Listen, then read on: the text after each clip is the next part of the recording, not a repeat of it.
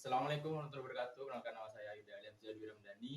Pada kesempatan kali ini saya akan membawakan materi tentang teori asal mula terbentuknya negara sebagai media untuk menambah pengetahuan negara. Sebelum itu, saya akan menjelaskan apa itu negara.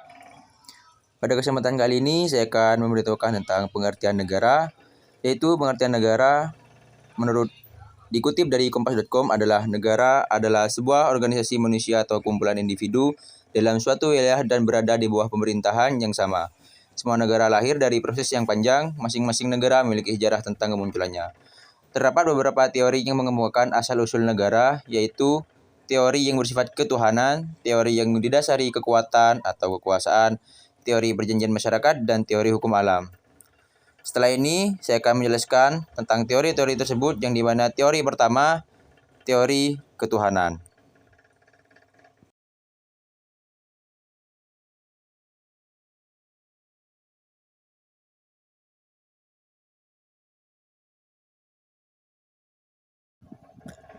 Teori pertama adalah teori ketuhanan, yang dimana teori ini merupakan teori tertua dalam kerangka asal-usul negara. Teori ini merujuk pada perjanjian terdahulu bahwa Tuhan adalah sumber kekuatan negara.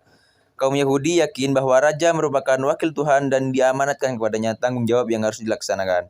Dalam teori ketuhanan ada keyakinan bahwa siapapun yang menentang raja maka dia telah menentang Tuhan. Dan pembangkang akan menerima kutukan atas perlawanannya. Yang dimana maksud ini adalah raja merupakan hasil pilihan Tuhan yang dimana jika menentang raja itu sama halnya dengan menentang Tuhan.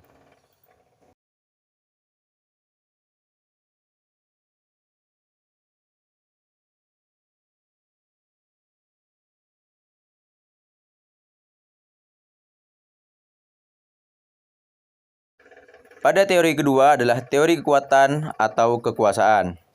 Yang pertama, saya akan membahas tentang teori kekuatan. Teori kekuatan menyatakan bahwa negara terbentuk sebagai salah satu akibat penaklukan kaum lemah oleh kaum kuat. Dan teori kekuasaan adalah berbasis pada pikiran dasar manusia yang bersifat agresif, sifat yang membawa manusia meronta-ronta terus untuk meraih kekuasaan dengan menjajah kaum lemah. Maksud dari teori ini adalah di mana yang kuat akan memegang kuasa, sedangkan yang lemah akan berada di bawah kekuasaan yang kuat tersebut. Untuk teori ketiga adalah teori perjanjian masyarakat, yang dimana pencetus teori ini adalah Thomas Hobbes, John Locke, J.J. Rousseau, dan Montesquieu. John Locke mengungkapkan bahwa pembentukan negara yang didasarkan atas perjanjian masyarakat terdiri dari dua tahap, yaitu tahap pertama, Pactum Unios, adanya perjanjian masyarakat untuk membentuk negara. Pactum Subjection adalah perjanjian yang diadakan dengan penguasa.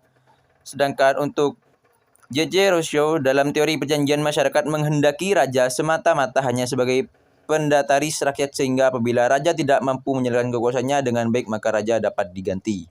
Dan untuk teori yang terakhir ialah teori hukum alam, yang dimana para ahli mengungkapkan teori hukum alam sebagai berikut. Yang pertama adalah Plato mengungkapkan terjadinya negara secara evolusi, yang dimana maksudnya negara terbentuk dalam evolusi manusia yang terus berpikir berkembang. Sedangkan untuk Aristoteles mengungkapkan bahwa manusia adalah zoom politikan dan membentuk keluarga masyarakat negara. Sedangkan untuk Santo Agustinus mengungkapkan terjadinya negara karena suatu keharusan sebagai penebus dosa atas perbuatan manusia. Sedangkan untuk Thomas Aquino mengungkapkan bahwa negara merupakan lembaga alamiah yang perlukan manusia untuk menyelenggarakan kepentingan umum. Itulah teori-teori tentang terjadinya pembentukan negara. Dan untuk pengertian negara, agar lebih jelas saya akan menjelaskan ulang.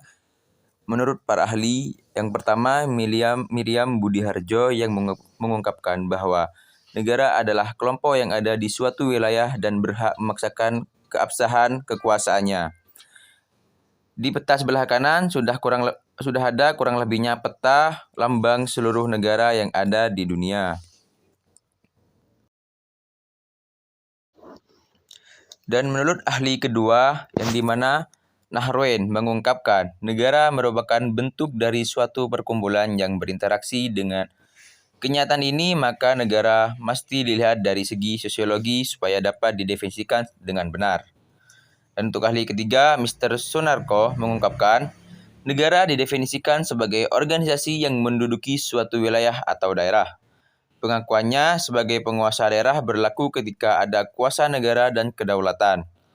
Untuk ahli yang keempat, Josortono mengungkapkan, lain dari pendapat sebelumnya, ia menjabarkan negara sebagai kumpulan manusia yang hidup dalam suatu panji pemerintahan.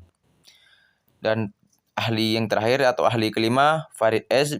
mengungkapkan, negara diartikan sebagai daerah yang merdeka serta telah memperoleh pengakuan dari negara lain di dunia.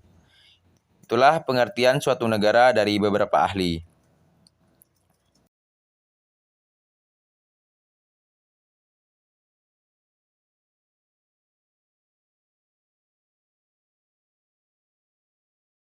Dan untuk syarat berdirinya suatu negara, yang pertama, harus memiliki penduduk permanen. Maksudnya adalah penduduk permanen di sini adalah orang atau manusia yang tinggal di sebuah negara.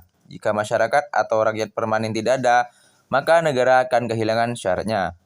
Yang kedua, memiliki wilayah tetap, yang dimana daerah yang diduduki oleh masyarakat dapat disebut sebuah negara jika wilayah tersebut memiliki patokan pasti.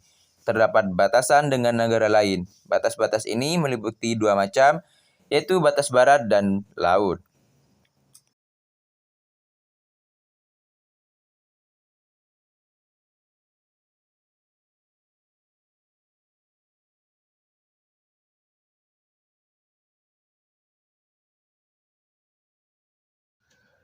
Dan untuk syarat yang ketiga adalah pemerintahan yang berdaulat, yang dimana maksudnya adalah ketika sebuah wilayah dihuni oleh masyarakat harus terdapat suatu lembaga yang bekerja sebagai kepala dan mengatur kehidupan bernegara. Lembaga ini disebut sebagai pemerintahan. Dan untuk syarat yang keempat atau syarat terakhir adalah kemampuan untuk menjalin hubungan dengan negara lain. Sebuah negara memerlukan proses yang panjang agar dapat mencapai syarat ini. Dapat dikatakan bahwa menjalin hubungan dengan pihak luar berarti pihak luar tersebut mengakui kedaulatan pemerintahan sebuah negara. Dengan begitu, negara-negara secara internasional mengakui suatu negara baik secara kenyataan dan secara umum bahwa sebuah negara telah lahir. Itulah beberapa syarat untuk berdirinya suatu negara. Sekian dari saya, kurang lebihnya mohon maaf. Wassalamualaikum warahmatullahi wabarakatuh.